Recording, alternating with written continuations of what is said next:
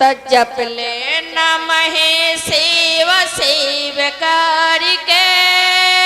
जपले नमहे शिव शिव करके कि रास्ता न कोई हरे हर भजले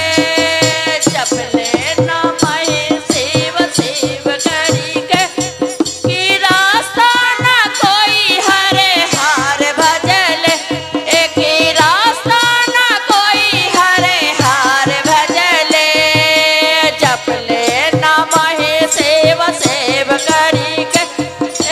जपले नमहे शिव शिव करके कि रास्ता न कोई हरे हर भजले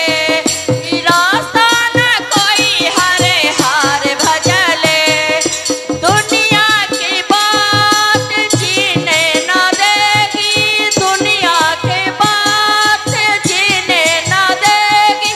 गुरु से समर्पित होने न देगी गुरु से समर्पित होने न देगी मंगले दया से सयाय सकरी के मंगले दया से सयाय सकरी के कि रास्ता न कोई हरे हर भजले कि रास्ता न कोई हरे हर भजले जपले नमहे शिव शिव करी के जपले नमहे शिव शिव करी के कि रास्ता न कोई हरे हर भजले रास्ता न कोई हरे हर भजले दुनिया की बात जीने न देगी दुनिया की बात जीने न देगी गुरु से समर्पित होने न देगी गुरु से समर्पित होने न देगी मंगले दया से सयाय सकरी के मंगले दया से सयाय सकरी के कि रास्ता न कोई हरे हर भजले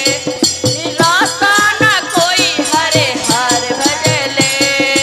जपले नमहे शिव शिव करी के जपले नमहे शिव शिव करी के